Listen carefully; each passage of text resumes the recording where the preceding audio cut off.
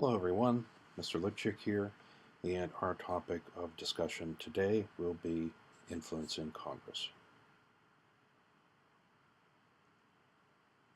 Influences on lawmakers.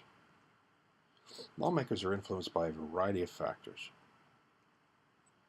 Individuals have different personalities and vary in their willingness to take risks on certain issues. Voters in their home states and districts have a powerful influence on their voting behavior. Congressional staff members influence their voting because they control their access to information on issues. And political parties and special interest groups also influence how they vote. The influence of voters. Most voters expect their elected representatives to put their needs before those of the nation. Sometimes this conflicts with how the politician actually feels about the issue. However, going against their voters can end their political careers. Most voters do not pay attention to how politicians vote on the issues, however, or the issues themselves as they come up. Their votes will, though, be brought up by the opposing candidate in the next election, making the voter's opinion important to him or her.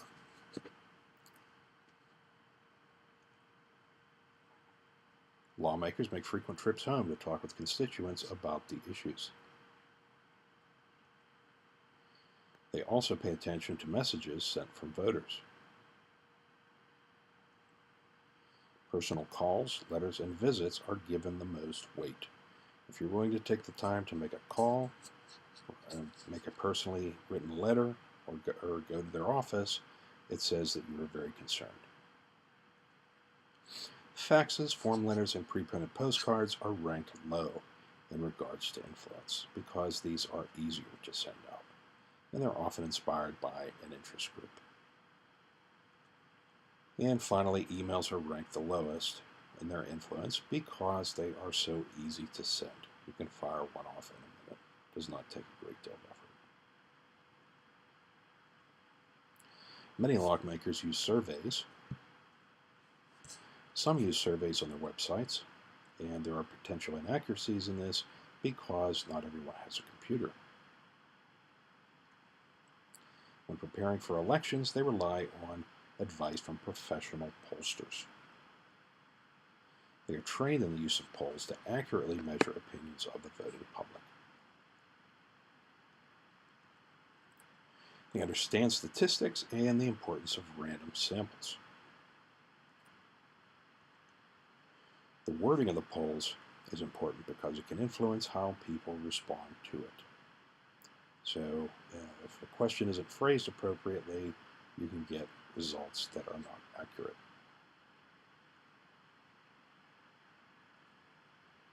In the election of 1948, pollsters predicted that Thomas Dewey, a Republican, would beat Harry Truman, the Democrat, by a landslide. The Chicago Daily Tribune was so sure that they printed it on their front page. What they did not know was that the pollsters used the readers of a magazine that was read by mostly wealthy people to do their survey. They also did not continue polling for the rest of the campaign for 2 weeks before the election, and Truman was out working very hard to get elected during that time. So wealthy people usually vote Republican, so the sample was not an accurate sample, and the election was won by Truman.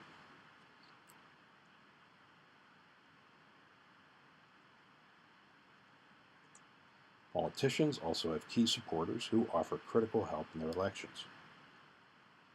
They work on their campaigns, and they contribute money. They keep politicians informed of public opinion. The opinions of these supporters are very strong influence on a lawmaker, as it would be impossible to be elected without them. Political parties are influential as well. Democrats and Republicans in the House of Representatives vote with their party about 70% of the time. Senators are more independent and do not vote with their party as much. Party line voting is stronger on certain issues. Government intervention into the economy, social welfare issues, agriculture. Party voting is weaker on foreign policy issues. Parties often do not have fixed political positions on this. The Hawks versus Dove phenomenon, however, is an interesting phenomenon of this.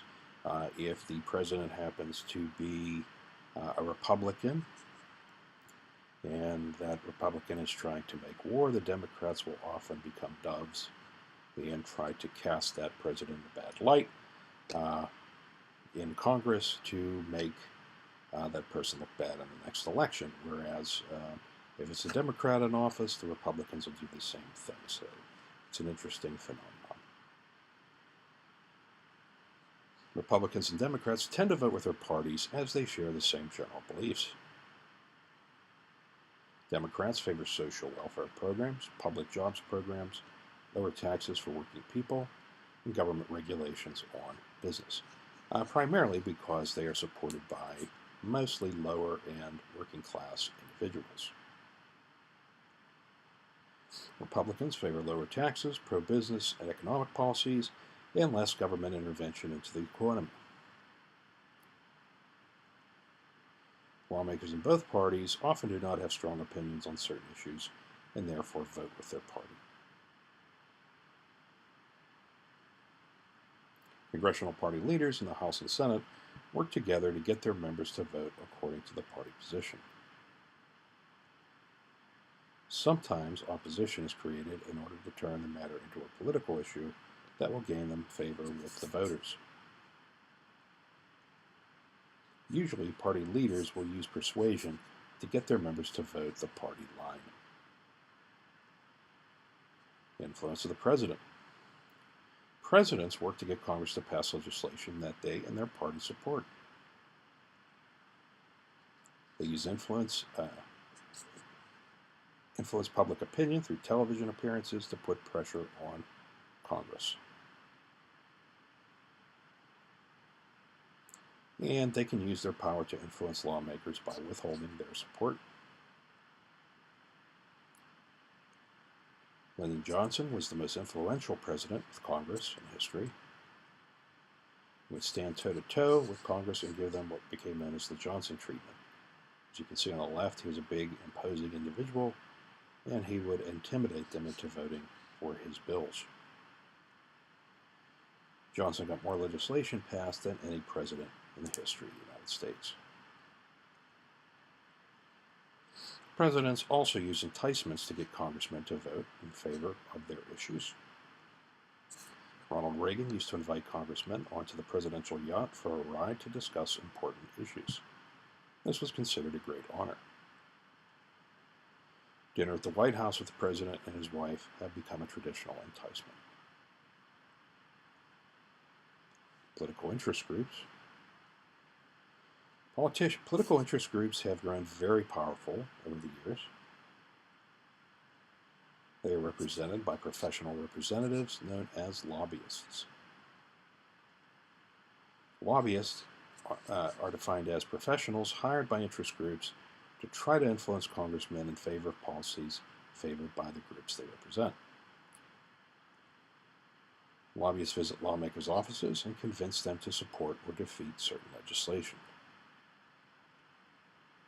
Lobbyists represent a wide variety of interests, such as pro-gun groups, unions, businesses, and many others.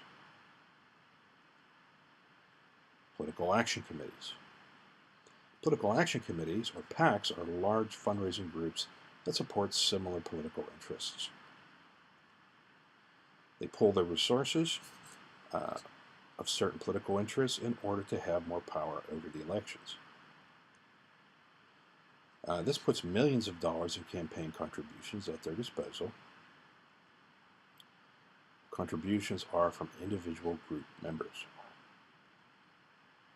Many argue that they have far too much power, as it is difficult to get elected without their support. That concludes our discussion on influence in Congress. Thank you for viewing, and I look forward to seeing you in the live lesson. Have a great day.